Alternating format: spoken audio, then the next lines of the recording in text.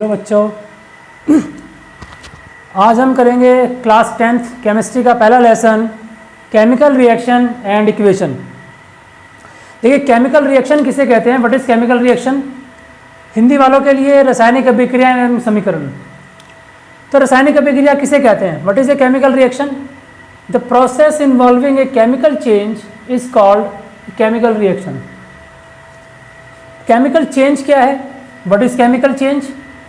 अब चेंजेस आपने पढ़े हैं, दो तरह के होते हैं, फिजिकल चेंज और केमिकल चेंज। रासायनिक परिवर्तन एवं भौतिक परिवर्तन। रासायनिक परिवर्तन और भौतिक परिवर्तन। देखिए, रासायनिक परिवर्तन और भौतिक परिवर्तन में डिफरेंस क्या है? फिजिकल चेंज के अंदर कोई नया सब्सटेंस नहीं बनता। एक सबसे मेन चीज तो यही है कि no new substance is formed.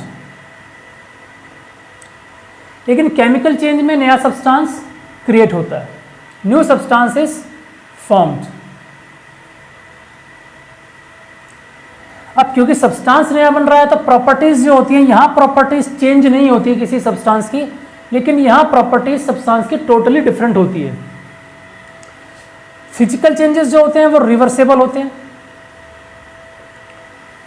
Chemical change जो होते हैं वो रिवर्सेबल नहीं होते।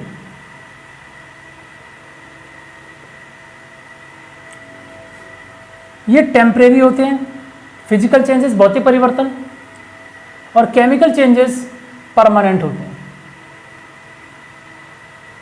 यानी एक बार जो परिवर्तन हो गया उसको आप बदल नहीं सकते। इसका सबसे अच्छा एग्जांपल कॉमन लाइफ में आप देखते हैं, दूध का दही में कन्वर्ट हो जाना, तो वो एक परमानेंट चेंज है। क्या हम उसे रिवर्स कर सकते हैं? क्या हम दही से वापस दूध बना सकते हैं? नहीं बना सकते। तो वो एक परमानेंट चेंज है। और वो क्या है? एक नया सब्सटेंस भी है, क्योंकि दही जो है उसकी प्रॉपर्टीज मिल्क से बिल्कुल डिफरेंट होती है, वो एक नया सब्सटेंस क्रिएट हो गया। जबकि भौतिक परिवर्तनों में जो फिजिकल प्रॉपर्टीज होती हैं या फिजिकल चेंजेस होते हैं, उसमें कोई सब्सटेंस नया नहीं बनता, सब्सटेंस वही रहता है, सिर्फ उसके थोड़ा सा रंग रूप आकार में परिवर्तन हो जाता है। जैसे मान लीजिए मैंने रबड़ को खींचा, तो रबड़ को खींचने से उसका शेप चेंज हो गई, लेकिन रबड़ तो कोई नया सब्सटेंस तो क्रिएट नहीं हुआ। जैसे ही मैं उस रबड़ का उसका प्रेशर हटेगा, वो वापस से अपने शेप में आ जाएगा, वो एक फिजिकल चेंज है, उसका शेप चेंज हो गई। या वाटर को आपने आइस में कन्वर्ट कर दिया, आइस से आप वापस उसको वाटर में कन्वर्ट किया जा सकता है, एक टेम्परेरी, कोई नया सब्सटेंस क्रिएट नहीं हो रहा, टेम्परेरी चेंज है, रिवर्सेबल है। इसको मैं स्टीम में भी कन्वर्ट कर सकता हूं, तो स्टीम भी क्या है? It is a form of water, vapours form है, तो ये रिवर्सेबल है। प्रॉपर्टीज वही रहेंगी जो पुराने सब्सटेंस की, यानी कि वाटर की जो प्रॉपर्टी है लगभग वही प्रॉपर्टी, क्योंकि ये भी वाटर है। बट यहाँ क्या है? प्रॉपर्टीज टोटली डिफरेंट हो जाती है, नया सब्सटेंस क्रिएट हो जाता है। तो ऐसे चेंजेस जिनमें नया सब्सटेंस क्रिएट होता है, जिनमें चेंजेस जो होते हैं वो परमानेंट होते हैं, जैसे हमने कैंडल बर्न की, वो एक केमिकल चेंज है। हमने कागज को जला दिया, वो राख में कन्वर्ट हो गया, वो एक केमिकल चेंज है, क्योंकि हम उसे रिवर्स नहीं कर सकते। तो ये चेंजेस होते हैं केमिकल चेंजेस और फिजिकल चेंजेस। तो केमिकल चेंजेस का जो प्रोसेस है वो कहलाता है केमिकल रिएक्शन। अब केमिकल रिएक्शन की कुछ प्रॉपर्टीज हैं, कुछ विशेषताएं। क्या प्रॉपर्टीज है केमिकल रिएक्शन की? देखिए, नंबर 1, फॉर्मेशन ऑफ प्रेसिपिटेट। इसको हम पीपीटी भी शो कर देते हैं। अब पीपीटी यानी प्रेसिपिटेट क्या होता है, इसकी एक डेफिनेशन छोटी सी आप देख सकते हैं समझने के लिए। ए solid substance formed on mixing two solution. जब हम दो सॉल्यूशन को मिक्स करते हैं तो एक सॉलिड सब्सटेंस क्रिएट होता है, वो प्रेसिपिटेट कहलाता है। एग्जाम्पल, ये है सोडियम सल्फेट।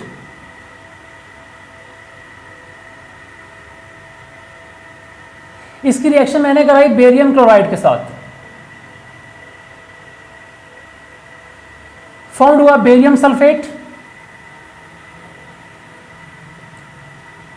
ये बेरियम सल्फेट डिपॉजिट हो जाएगा, यानी ये पीपीटी है,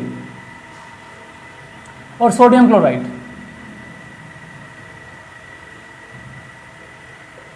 तो ये एग्जाम्पल है प्रेसिपिटेशन रिएक्शन का। दूसरा इवोल्यूशन ऑफ गैस, दूसरी प्रॉपर्टी ये हो सकता है कि जो केमिकल चेंज हो रहा है या जो केमिकल रिएक्शन फॉर्म हुई उसमें प्रेसिपिटेट ना बने, गैस इवॉल्व हो सकती है। जैसे कार्बन की रिएक्शन ऑक्सीजन के साथ क्या बना, CO2, CO2 एक गैस है, ये इवोल्यूशन ऑफ गैस का एग्जांपल है, यहाँ गैस क्रिएट फॉर्म हो रही है। चेंज इन कलर, हो सकता है कि उस केमिकल चेंज में या उस केमिकल रिएक्शन में सब्सटेंस का कलर चेंज हो जाए, जैसे लोहे के जंग लग जाता है।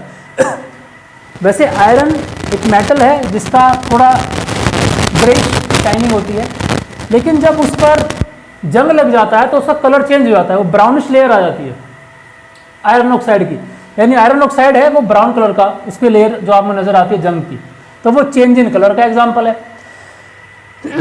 Change in state, change in state में आप देख सकते हैं, जैसे मैंने पहले आपको भी थोड़ी देर पहले बताया, हम कैंडल को बर्न करते हैं तो कैंडल क्या है, सॉलिड वैक्स होती है। अब उस सॉलिड वैक्स को जब हम बर्न करते हैं तो वो क्या है, वो वेपर्स फॉर्म में कन्वर्ट हो जाता है, तो चेंज इन स्टेट का एग्जांपल है। चेंज इन टेम्परेचर, अब देखिए चेंज इन टेम्परेचर में दो टाइप की रिएक्शंस आती हैं, एक होती है एक्सोथर्मिक, एक होती है एंडोथर्मिक। उष्माक्षेपी और उष्माशोषी रिएक्शन, एक्सोथर्मिक में हीट रिलीज होती है ड्यूरिंग ए केमिकल रिएक्शन, और एंडोथर्मिक के अंदर हीट एब्जॉर्ब होती है ड्यूरिंग ए केमिकल रिएक्शन। तो ये एग्जांपल है चेंज इन टेम्परेचर का।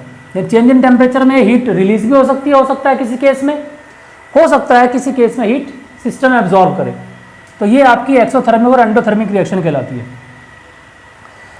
अब देखिए हम जब रिएक्शन लिखते हैं तो इस तरीके से लिखते हैं, इसको समझिएगा। जैसे मैंने ये लिखा,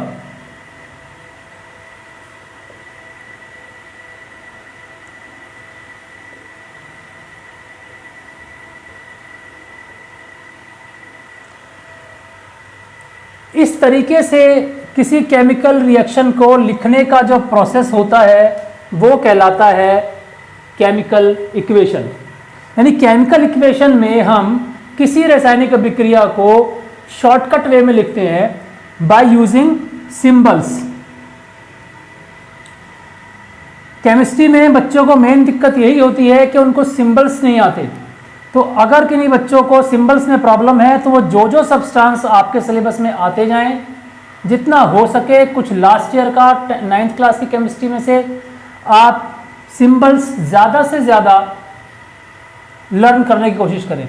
जितना आपको केमिकल सब्सटेंसेस के सिंबल्स पता होंगे, कंपाउंड के नाम या उनके फार्मूला, ये केमिकल फार्मूला है बेरियम क्लोराइड का, अगर आपको बेरियम क्लोराइड का फार्मूला नहीं आता तो आपको दिक्कत हो जाएगी। तो आपको ये लर्न करना है, तभी आपको केमिस्ट्री समझ में आएगी और बेहतर होगी आपकी। तो देखिए ये शॉर्टकट तरीका है, इस शॉर्टकट तरीके से किसी केमिकल रिएक्शन को लिखने का जो तरीका है वो कहलाता है केमिकल इक्वेशन।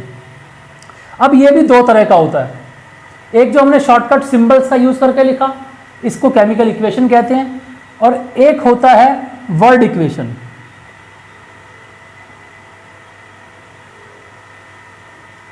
वर्ड इक्वेशन में लिखा कैसे जाता है, देखिए अगर मैं इसको लिखूं ऐसे, sodium sulphate plus barium chloride, barium sulphate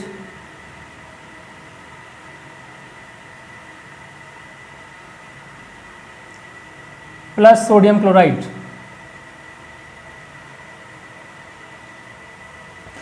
अगर इस तरीके से इक्वेशन लिखी गई है ये कहलाती है वर्ड इक्वेशन, और अगर इनको सिंबल्स का इस्तेमाल करके लिखा जाता है ये हो गई हमारी केमिकल इक्वेशन। तो हम जनरली जो लिखते हैं वो हम केमिकल इक्वेशन लिखते हैं जिसमें हम केमिकल फार्मूलाज का, सिंबल्स का इस्तेमाल करते हैं, यानी एक शॉर्टकट तरीका है लिखने का, केमिकल इक्वेशन इसको कहा जाता है। अब देखिए हम केमिकल इक्वेशन में देखेंगे कि हम जो केमिकल इक्वेशन लिखते हैं उसमें हम कुछ जानकारियां देते हैं, मीन्स हम अपनी केमिकल इक्वेशन को थोड़ा एप्रोप्रिएट बनाते हैं, मीन्स उसके अंदर हम जितनी इन्फॉर्मेशन दी जा सकती है उसको ज़्यादा बढ़िया तरीके से लिखा जा सकता है। कैसे लिखा जा सकता है, देखिए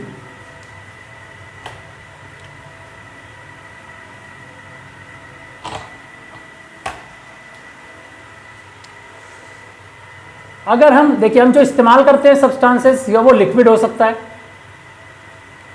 वो गैस हो सकती है, हम इसमें यहां इस्तेमाल करेंगे एक्वस सॉल्यूशन, सॉलिड हो सकता है। और अगर हम एसिड्स की बात करें तो एसिड्स दो टाइप से हम यूज कर सकते हैं, एक डाइल्यूट और एक कंसंट्रेटेड। तो हम इन सिंबल्स का, हम इनको, ये जो जानकारी है ये हम अपनी रिएक्शन में देते हैं। कैसे, हम लिक्विड के लिए इस तरीके से ब्रैकेट में स्मॉल एल का यूज करते हैं, गैस के लिए हम गैस वर्ड यूज कर सकते हैं, या एक अप एरो से हम शो कर सकते हैं। जैसे मैंने आपको एग्जांपल अभी दिया, कार्बन की रिएक्शन हुई ऑक्सीजन के साथ, बना कार्बन डाइऑक्साइड। कार्बन डाइऑक्साइड क्योंकि एक गैस है तो मैं यहां, अब देखिए यहां क्या लिख सकते हैं हम, कार्बन सॉलिड, ऑक्सीजन क्योंकि गैस है, और जो फॉर्म बन रही है वो भी एक गैस ही है, आप ऐसे भी लिख सकते हैं इसको। अप एरो का मतलब होता है कि रिलीजिंग ऑफ गैस,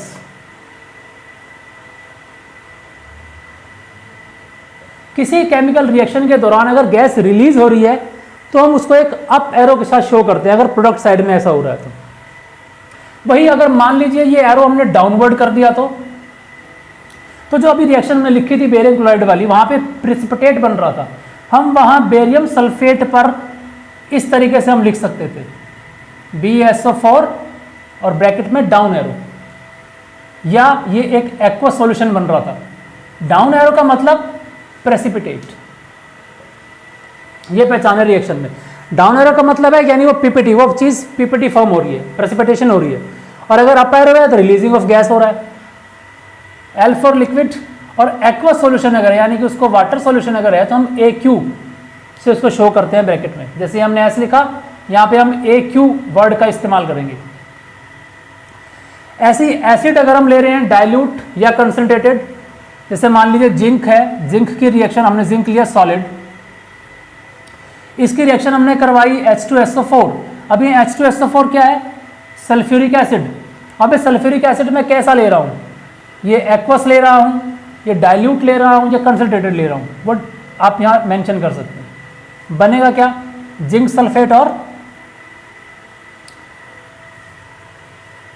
एसिड के केस में आप ये भी लिख सकते हैं, जैसे मान लीजिए HNO3 मैंने कहीं लिया, अब इसको डाइल्यूट ले रहे हैं तो DIL शॉर्ट में, और अगर कंसंट्रेटेड ले रहे हैं तो इस तरीके से लिखा जाता है। ठीक है, अभी हाइड्रोजन गैस यहां रिलीज हो जाएगी, और जिंक सल्फेट जो है वो एक एक्वस है।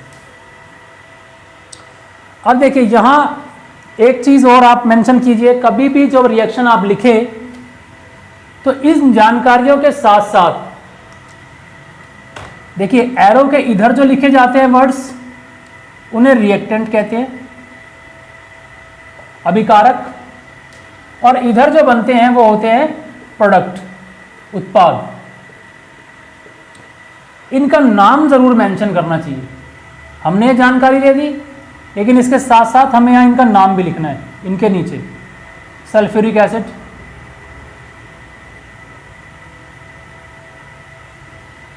Zinc sulphate,